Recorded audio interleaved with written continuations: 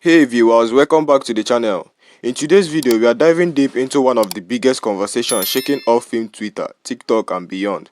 Ryan Coogler's new vampire epic, Sinners, is lighting up the box office, but it also sparked a firestorm of opinions around representation, originality and cultural respect. Some are calling Sinners a bold, powerful story about black resiliency, faith and survival.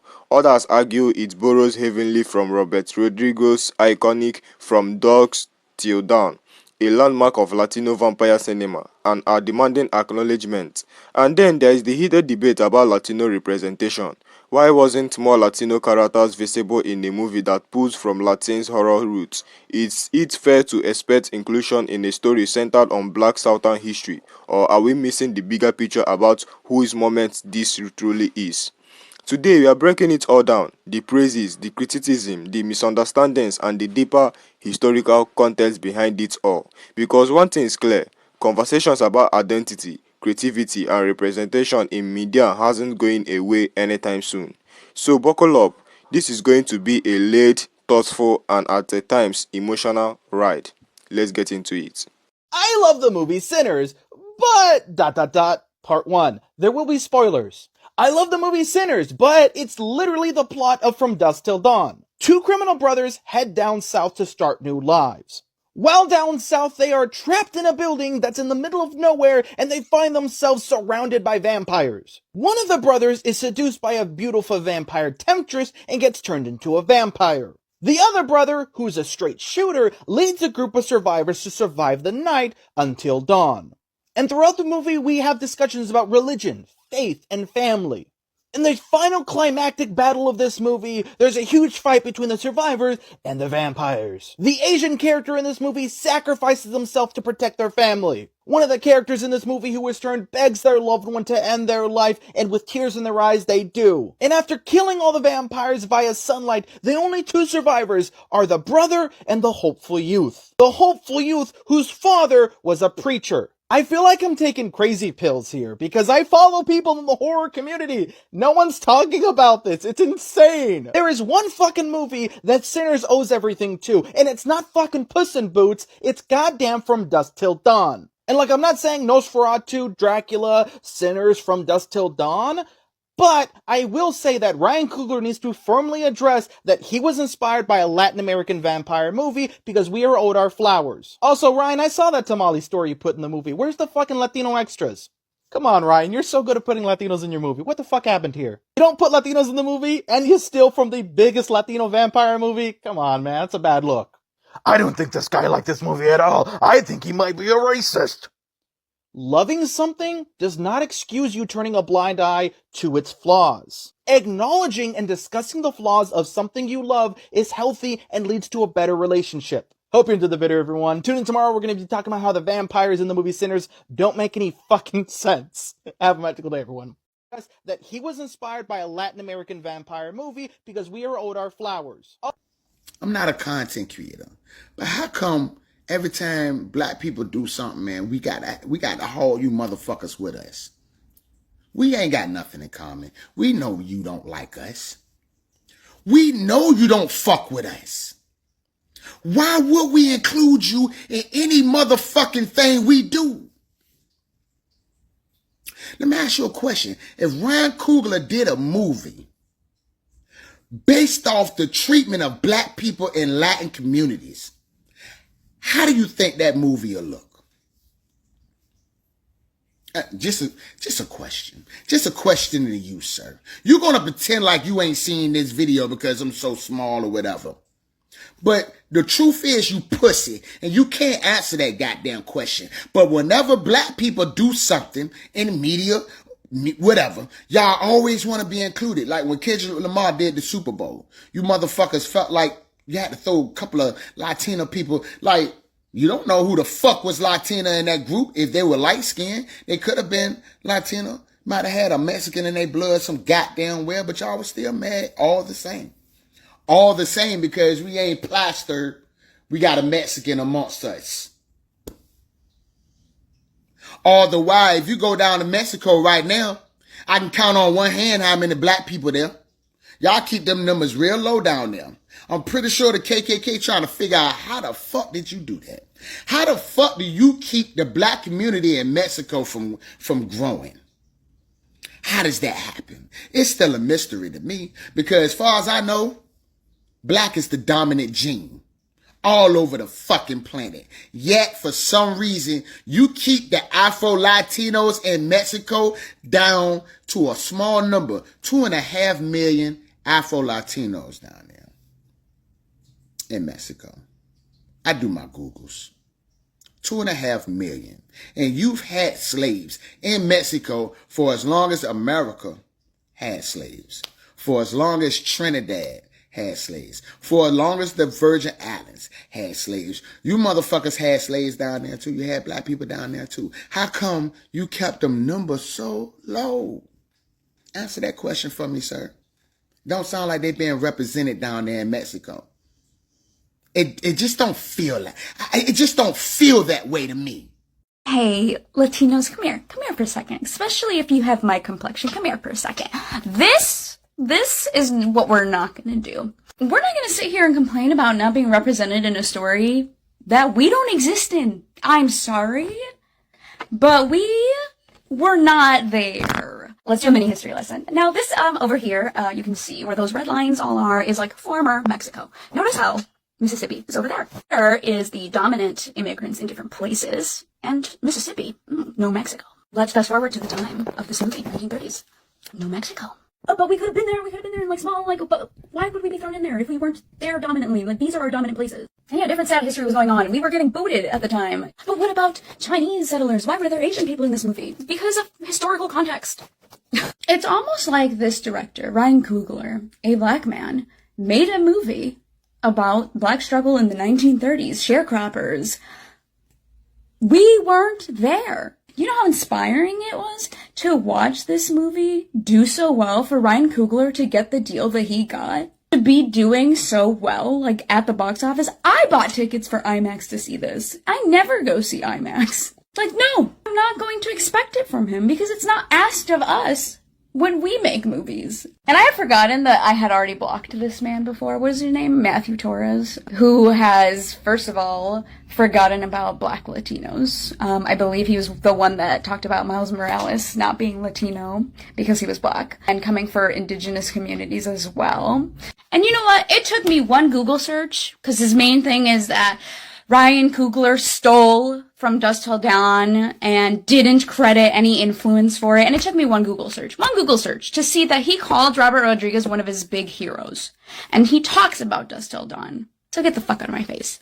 Maybe before we come for a black director who has worked his ass off, who is incredibly talented, and has gotten to a point where he can use Hollywood money to make stories about his people for his people, which is incredible. Maybe we need to start looking inward at our own communities and how representation is a little fucked there, you know? Maybe we should look at what he has done and be inspired that it is something that is achievable. Call me crazy, but should we not be excited, maybe congratulating and being so happy for Ryan Coogler and what he has accomplished? Should we not be going out to support these movies and Asian movies and Native American movies and Palestinian movies and more Latino movies, and making sure that everyone is supported so that we can see ourselves on more screens instead of fighting? Do not understand. Trying to tear another group down instead of being inspired by that group and wanting the same for ourselves, wanting more artists who tell our stories for us. Okay, warning, this post is going to be really mean. If you don't want to hear anything really mean, I suggest that you scroll away from this one. Where's the fucking Latino extras? Come on, Ryan, you're so good at putting Latinos in your movie. What the fuck happened here? You don't put Latinos in the movie, and you steal from the biggest Latino vampire movie? Come on, man, that's a bad... In summation, this dickhead is trying to say that Sinners, the vampire movie that Ryan Coogler just dropped, is a knockoff of a Latino vampire movie to Dusk Till Dawn. Mind you, Latino people are villainized in that movie, and Ryan Coogler did say that he was inspired by that movie and many others, and the movies are not that similar. Okay, let's start there. The main thing that I want to say is to all non-black people, like, y'all are so fucking weird and obsessed with us, and I think like we're often so forced into being like kind and holding y'all hand through it. I'm gonna say y'all weird as shit. Nothing is stopping you from getting in the booth. You are not owed representation through us. We don't owe you that. Y'all are weird. Y'all steal our language. Y'all steal our lingo. Y'all steal the way we dress.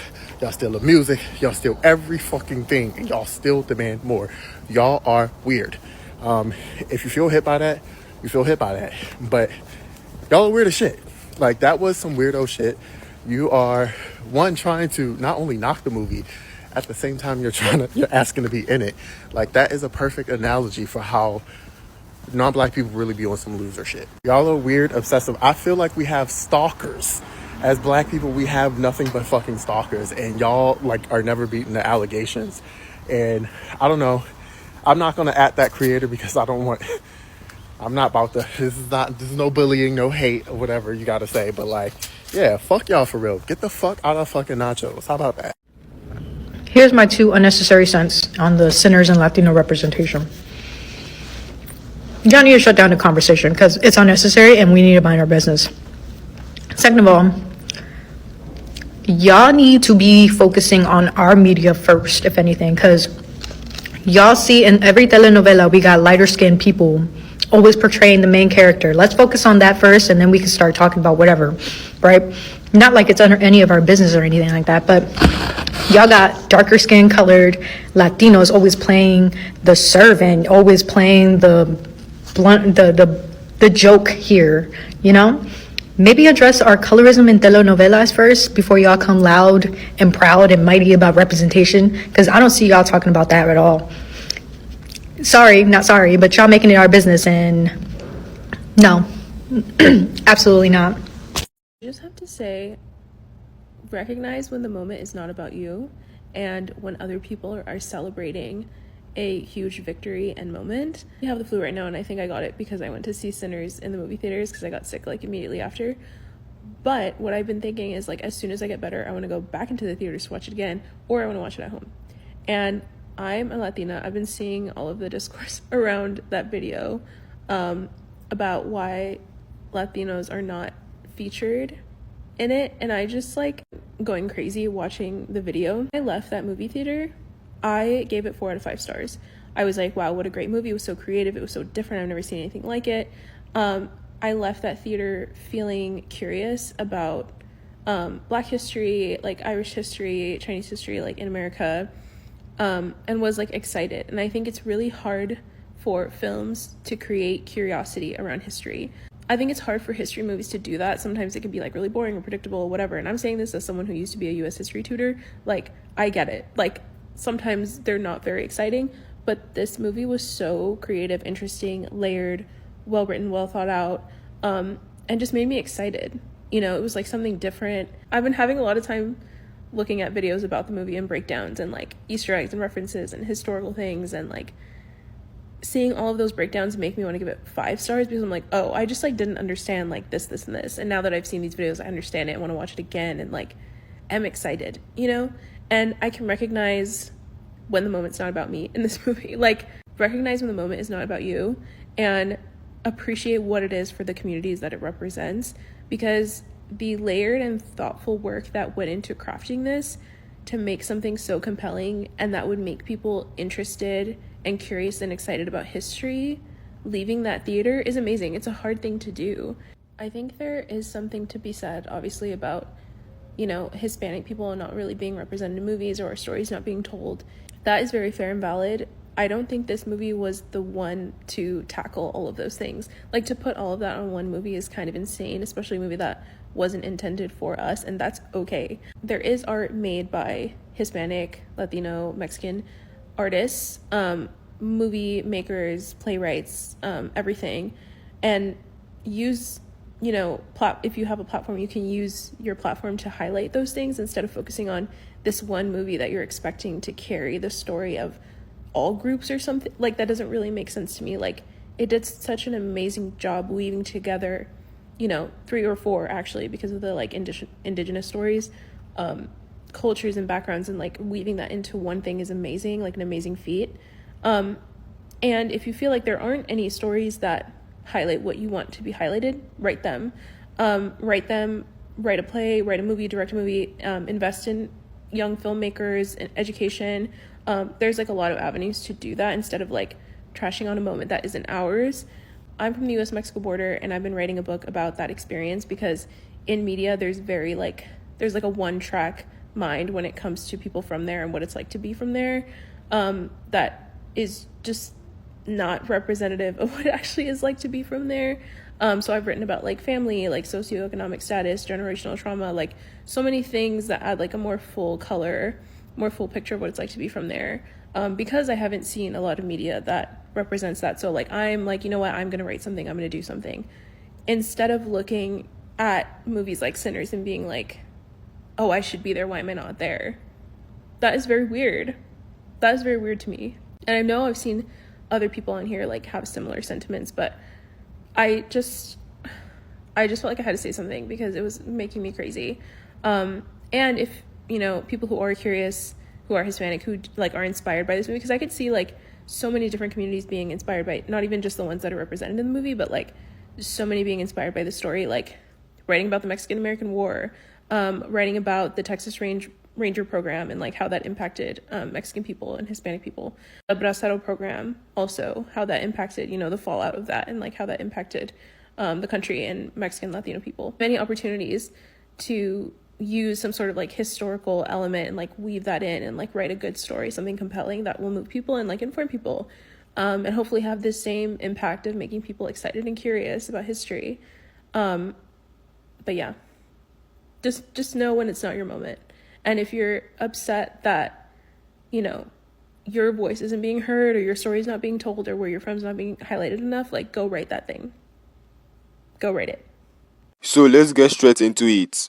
Ryan Coogler Sinners is currently trending not just because it's a success at the box office, but because it opened a really complicated, emotional charged conversation around cultural ownership, representation, and acknowledgement in art.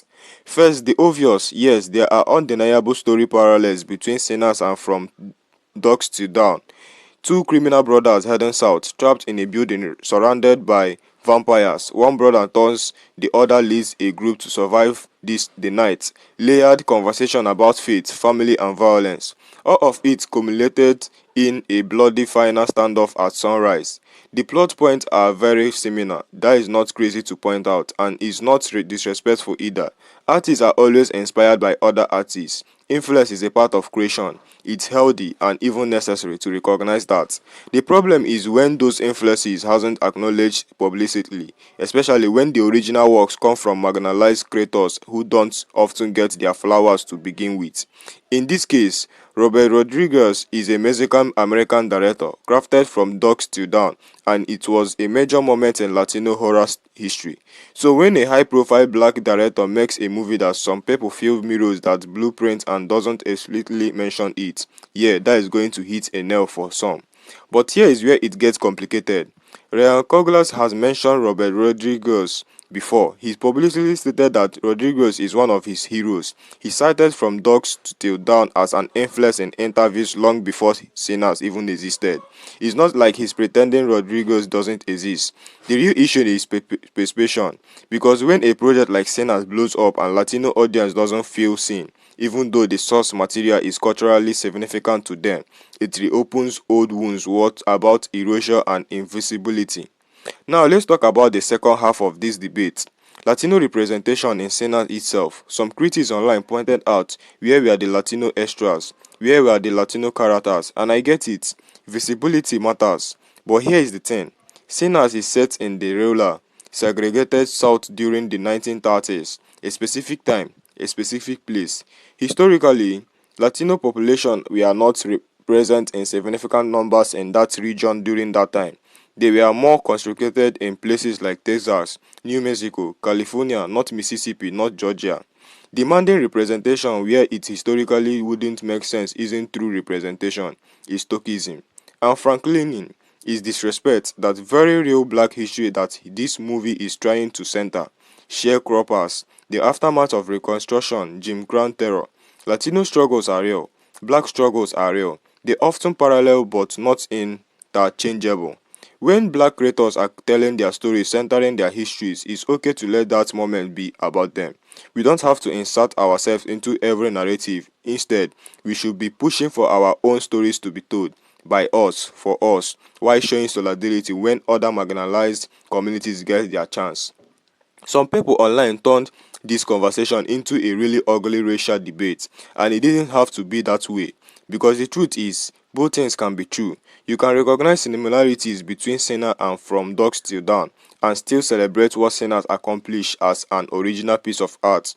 You can feel frustrated about Latino invisibilities in Hollywood and still respect a black director for telling the powerful black story without demanding he shift focus away from that. You can call for better Latino representation without trying to tear down black success stories. One of the most painful things about marginalized community is that we are so often set up to fight each other for crabs instead of fighting for bigger tables. And that is exactly what is happening here. Instead of saying, wow, Ryan Coogler's success shows what's possible when Hollywood funds stories outside the white mainstream. Now, how do we get Latino horror funded too? The conversation became, why wasn't we included in this? That frustration is understandable. The execution of that frustration is where it went wrong. And if you are being completely honest, Latino communities have our own work to do around anti-blackness and colorism before we start pointing fingers. You want more Afro-Latinos on screen, more indigenous Latinos in lead roles, then we have to clean our own house too, because if we are silent when lighter-skinned actors dominate our telenovels last, when Afro-Latinos are sidelined in our media, we can't pretend outrage only when it's convenient. The other point that came up, and the important, it's that black creators, especially in Hollywood, still face numerous barriers. Recognize getting to tell a story like Sinners at this scale is rare. It's hard won. It took years of building trust and credibility. After movies like Fruitvale Station, Creed, and Black Panther, he fought tooth and nail for the opportunity. So when he gets the shot and he chooses to center his own community, that is not exclusion, that is justice, and it should be celebrated. Instead of fighting over a seat at his table, we should be fighting to build our own. Demand Latino stories, fund Latino directors, celebrate Latino horror, science, fiction, fantasy, drama, all of it. Not by tearing down other marginalized creators, but by lifting ourselves and other up at the same time. This doesn't mean you can't critical media. Loving something doesn't mean ignoring its flaws, but criticism needs to come from a place of understanding, not entitlement. At the end of the day, Sinners is a win for marginalized storytelling in Hollywood. It's imperfect, like all arts is, but it moves the needle forward. And if we want more stories that reflect the full diversity of our own world, we need to root for each other, not resent each other. That is the real conversation we should be having. If you made it this far, thanks for sticking with me. If you enjoyed this breakdown, make sure to hit that like button, subscribe for more deep dives into trending topics, and drop a comment down below. Let's talk respectfully about your thoughts on Sinners, representation, and what real solidarity could look like in the future. Thanks for watching, and I will see you in the next one.